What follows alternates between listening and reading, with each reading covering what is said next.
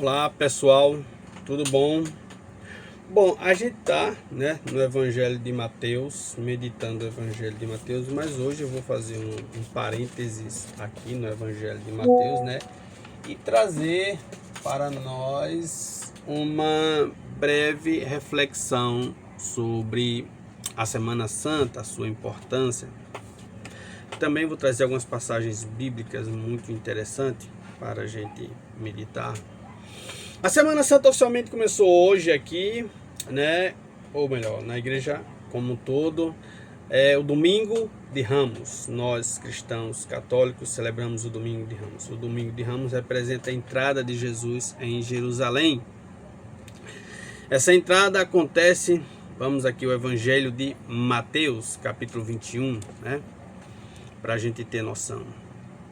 Aproximavam-se de Jerusalém quando chegaram a Betfagé, perto do Monte das Oliveiras. Jesus enviou 2 de seus discípulos, dizendo-lhes: Ide à aldeia que está defronte. Encontrareis logo uma jumenta amarrada, e com ela seu jumentinho. Desamarrai-os e trazei-mos. Se alguém vos disser qualquer coisa, respondei-lhe que o Senhor necessita deles e que ele sem demora os devolverá. Assim, neste acontecimento, cumpria-se o oráculo do profeta: Dizei à filha de Sião: eis que teu rei vem a ti, cheio de doçura, montado numa jumenta, num jumentinho, filho da que leva o jugo. Zacarias capítulo 9, versículo 9. Os discípulos foram e executaram a ordem de Jesus. Trouxeram a jumenta e o jumentinho, cobriram-nos com seus mantos e fizeram-no montar. Então a multidão estendia os mantos pelo caminho, cortava ramos de árvores e espalhava-os pela estrada. E toda aquela multidão que o precedia e que o seguia clamava: Hosana ao filho de Davi. Bendito seja aquele que vem em nome do Senhor. Hosana no mais alto dos céus. Quando ele entrou em Jerusalém, alvoroçou-se toda a cidade, perguntando: Quem é este? A multidão respondia: É Jesus, o profeta de Nazaré da Galileia. Muito bem, então hoje celebra o Domingo de Ramos, essa entrada triunfal de Jesus em Jerusalém. Porém, gente, vamos refletir o seguinte: o povo de Jerusalém, assim como os discípulos, eles esperavam, eles acreditavam que o Messias, por ser da linhagem de Davi, ele também faria, uma entrada assim triunfal, porém ele seria um guerreiro, eles estavam esperando assim um guerreiro triunfante, por assim dizer, como Davi foi um rei triunfante, vencendo várias batalhas que ele travou, Pois bem, esta era a perspectiva do povo e também dos apóstolos. Muitos dos apóstolos achavam que Cristo a qualquer momento poderia desencadear um confronto ali com o Império Romano, trazendo a liberdade ao povo de Israel. Havia essa mentalidade nacionalista, como existe hoje. E aí se tinha essa perspectiva. Só que Jesus, como a gente vê aqui, ele vem montado num jumentinho, E de maneira muito simples, 12 apóstolos, ele vem nessa perspectiva, nessa caminhada, E ele entra em Jerusalém. Durante esta semana que se segue até o próximo domingo, domingo da Páscoa, a Igreja Católica, ela medita do capítulo 21 até o capítulo 26 seguintes. Ela começa a meditar todas as passagens. Jesus, claro que aqui nós temos a segunda, a terça, a quarta, onde a igreja vai reunir aqui passagens importantes, desde a entrada de Jesus, né, até o momento da Santa Ceia, tá? Beleza? Então, aqui logo nós temos logo aqui em seguida, depois dessa leitura, nós temos uma cena muito pitoresca, né, do Evangelho. Jesus, ao entrar em Jerusalém, ele vai logo em seguida ao templo, e lá ele faz uma corda, ele faz um cinto de corda, né, e vai expulsar os comerciantes do templo, e aquilo vai gerar um mal-estar terrível, né, entre os fariseus, saduceus da época, né, e ele já vai chegar meio que nessa situação. E aí isso levanta uma perspectiva. Eita, ele começou, né? O negócio vai pegar. Ele já começou. Então, de uma certa maneira, havia essa perspectiva de que Cristo viesse, o Cristo, o Messias viesse com esta postura de guerreiro, de um rei conquistador que iria destronar todo o Império Romano, né? Mas não é bem essa perspectiva. Jesus, ele vai ter uma sequência de encontros. Ele começa logo com essa situação aqui, expulsando os vendedores do templo. A casa do Pai é uma casa de oração. E o que é que isso remete para nós? Bom, isso faz uma alusão, gente, a termos cuidado com o templo, com a casa de Deus, em não transformar a casa de Deus casa de comércio. Muita atenção com isso. A casa de Deus não é comércio. Então, precisamos ter muitas vezes o cuidado com as quermesses, com as festividades dos padroeiros, né, para que aquilo não se torne algo que venha a interferir diretamente na liturgia, no culto, né? Ainda temos algumas festividades que eu observo assim com um pouco de atenção. Então, precisamos ter um pouco do zelo com esta situação. Aqui o pessoal fazia do templo um comércio, vendia coisas lá dentro, eles faziam comércios, talvez até comércios ilícitos, não sei, né? A Bíblia não fala. Então, gente, é muito importante a gente prestar atenção. Qual é a grande lição que nós tiramos aqui? Olha, a casa de Deus é uma casa de oração. É um momento para você, no seu eu, no seu íntimo, se encontrar com o Pai em meditação, em espiritualidade, para que você possa, de fato, trazer a sua vida mais ligação, mais consonância com Deus, né? Este momento. E existem aqui, vamos ter 4 capítulos seguidos de parábolas que Jesus vai falar sobre, vai dar inúmeras situações, né? Por exemplo, depois aqui que ele vai expulsar os vendedores do templo, nós temos a figueira amaldiçoada. Ele vai mostrar a autoridade dele, né? Parábola dos 2 filhos,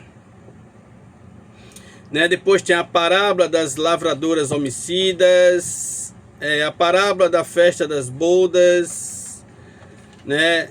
O imposto que deve ser pago ao imperador, né? Como será a ressurreição? Aqui já são alguns discursos um pouco escatológico, né?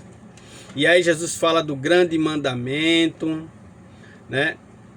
E aí ele começa, a sequência tem muitos, aí tem todas essas passagens bem importantes aqui, né?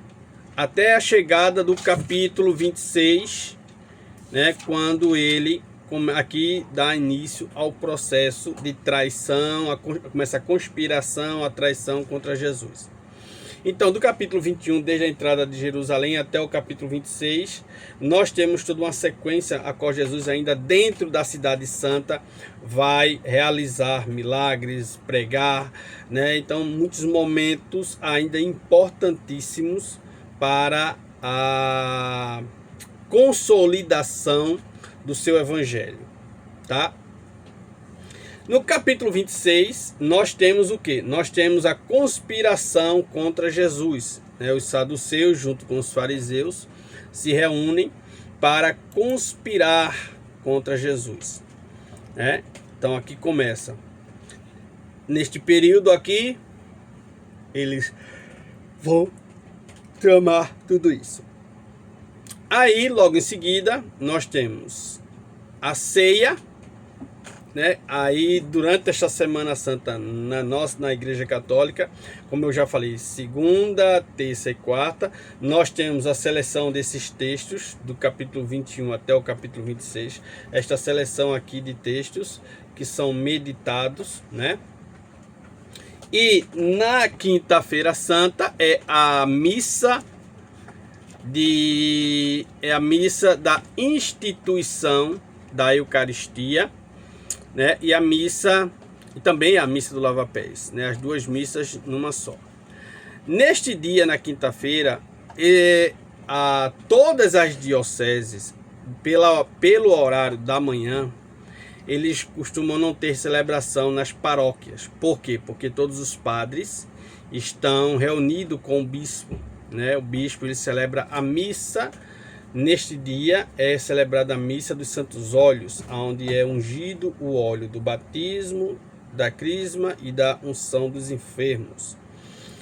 E os sacerdotes todos se fazem presente, mostrando a união e a unidade para com a igreja, para com o Papa.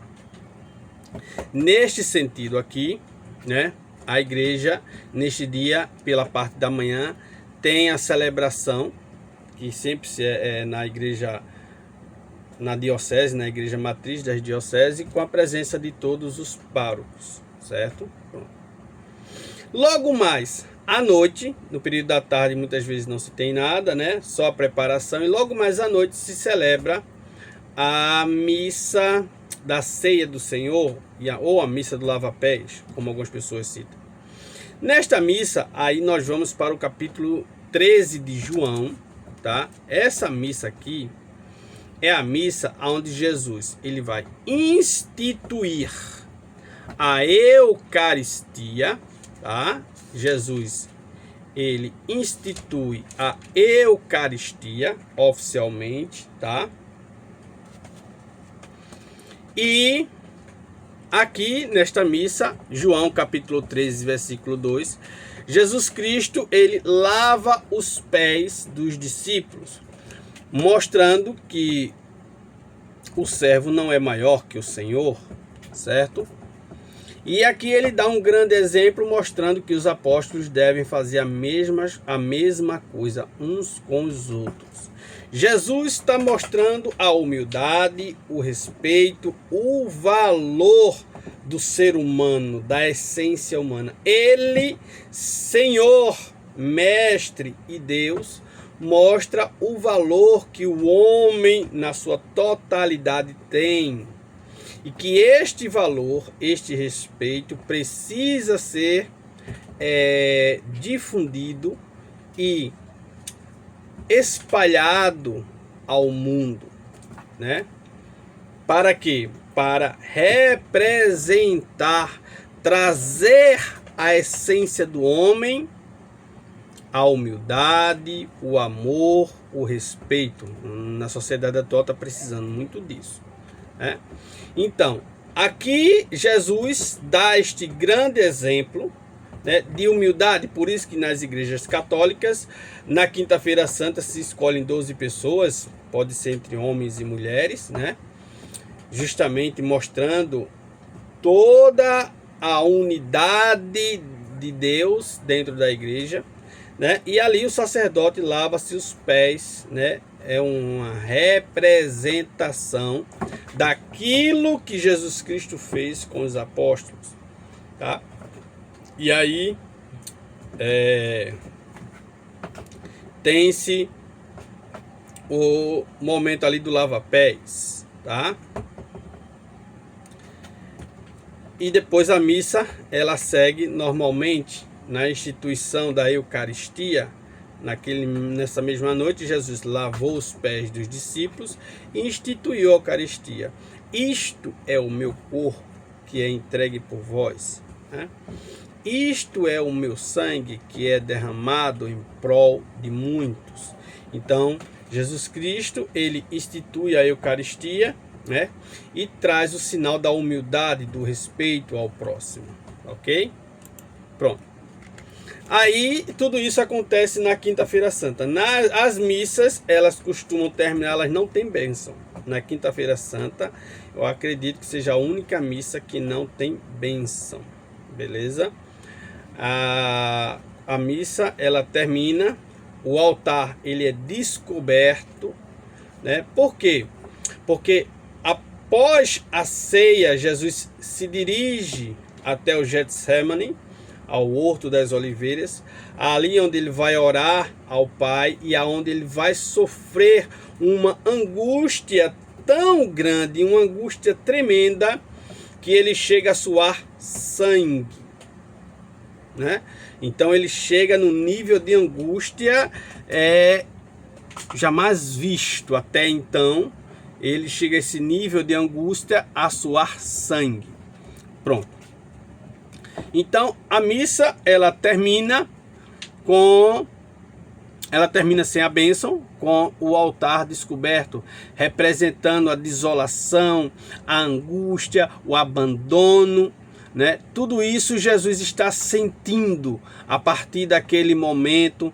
Ele está vislumbrando, podemos dizer, tudo aquilo que ele, o Cristo, vai passar em prol do resgate das almas de todos os seres humanos. Precisamos entender que Jesus Cristo não veio aqui para trazer riqueza para ninguém, para estar fazendo promessa besta para ninguém, certo? Jesus Cristo veio trazer, né? Eita, o gatinho caiu ali agora. Jesus Cristo veio trazer o resgate pelas almas, beleza? Então precisamos compreender isso. Então, eis o motivo da sua angústia, eis o motivo dele chegar a suar sangue, do desespero que a alma dele estava, para resgatar este homem que se perdeu lá no Éden pela própria vontade, pelo próprio mau uso da liberdade. Agora o Cristo vem para resgatar, restituir este homem novamente. E aqui tem uma parte muito bonita da igreja, que eu gosto muito. Eu vou ler aqui para vocês do Catecismo da Igreja Católica, que mostra esse resgate, nessa busca que Cristo vai realizar, né? Que ele já começa a sentir na carne, no seu espírito, toda essa angústia, todo esse sofrimento em prol de todos nós. Beleza, gente? Aqui no Catecismo da Igreja Católica tem no número 632 a 635, traz este cântico aqui, que é muito profundo. Ele traz na essência o porquê, né, do grande sacrifício de Cristo por todos nós. Esta busca por esta alma, né, por cada ser humano, por cada indivíduo, né, o porquê Cristo realizou este tão grande sacrifício pela humanidade. Vamos ler aqui. Um grande silêncio reina sobre a terra, um grande silêncio e uma grande solidão. Um grande silêncio, porque o rei está dormindo. A terra estremeceu e ficou silenciosa, porque o Deus feito homem adormeceu e acordou os que dormiam há séculos. Ele vai antes de tudo à procura de Adão, nosso primeiro pai, a ovelha perdida. faz questão de visitar os que estão mergulhados nas trevas e na sombra da morte. Deus e seu Filho vão ao encontro de Adão e Eva cativos, agora libertos dos sofrimentos. Eu sou o teu Deus, que por tua causa me tornei teu filho. Acorda, tu que dormes, porque não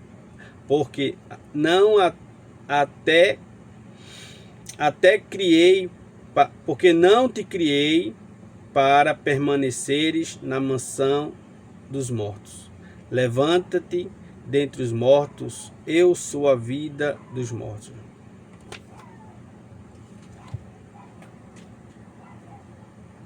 Então, Jesus Cristo, ele tem essa busca de suma importância nesta Semana Santa, que nos faz refletir um pouco sobre o valor humano, sobre o que cada um de nós podemos e representamos para Deus. Todos nós somos importantes para Deus. Ninguém está excluído da sua graça, da sua salvação. A não ser que você queira por livre e espontânea vontade. É um direito seu. Mas a vontade de Deus se estende a todos nós. A todos nós sem exceção. Certo? É claro que aqui entra todo um projeto de salvação. Aqui entra todo um projeto a qual Deus estabelece, principalmente com a vinda de nosso Senhor Jesus Cristo, colocando os parâmetros agora de maneira muito clara, de maneira muito enfática e muito, eu diria, muito metodológica, para que todos possam compreender de fato como alcançar a salvação, tá?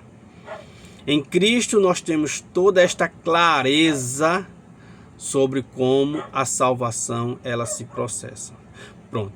Na Sexta-feira Santa, nós também não temos missa, temos a liturgia, né, da crucificação, que acontece às 3 horas da tarde, a hora em que Cristo expira, né, na cruz, ele dá o seu último suspiro. É uma liturgia muito bonita, muito rica. Ela traz muitas leituras, né, nesse dia também, que são meditadas, trazem a reflexão para todos nós, tá?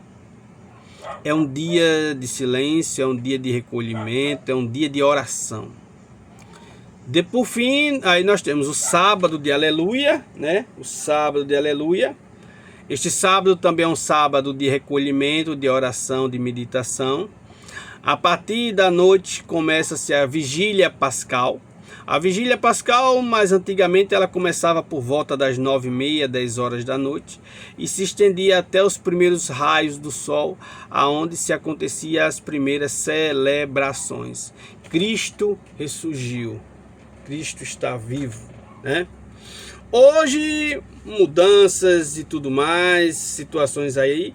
Então, a maioria das liturgias pascal, ela costuma começar de 7, terminando por volta de 9, 10 da noite.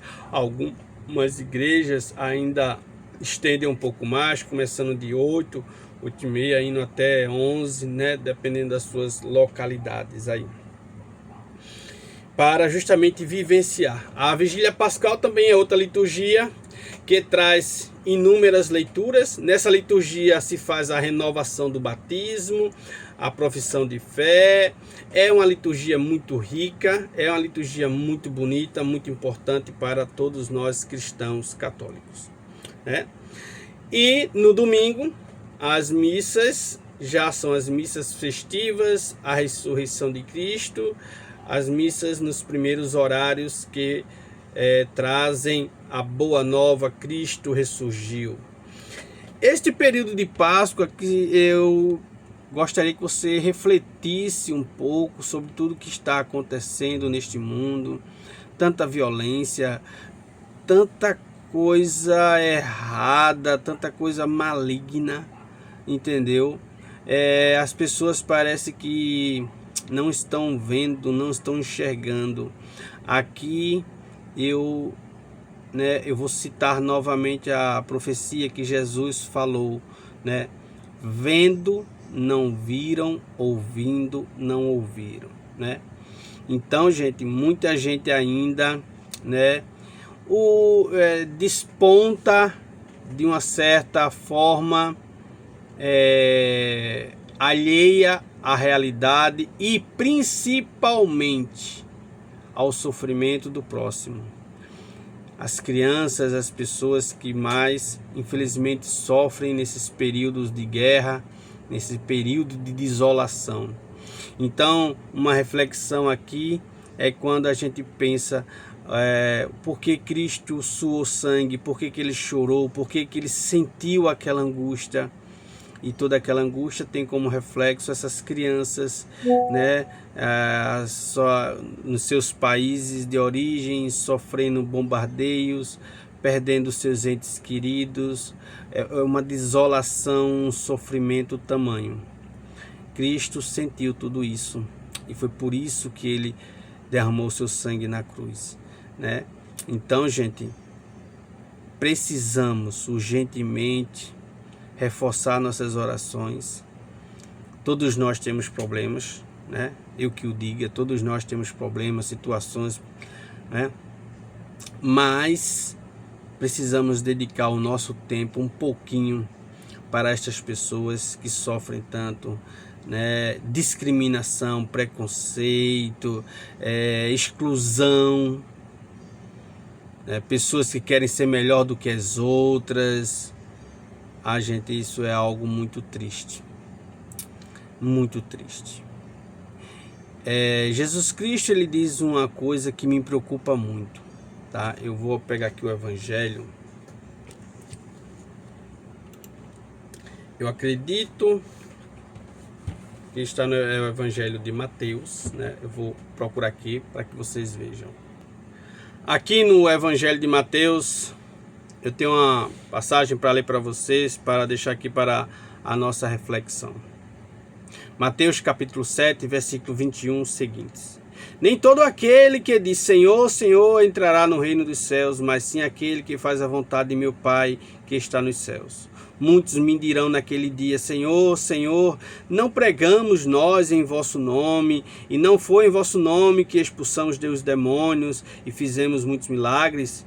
E no entanto, eu lhes direi, nunca vos conheci, retirai-vos de mim, operários maus.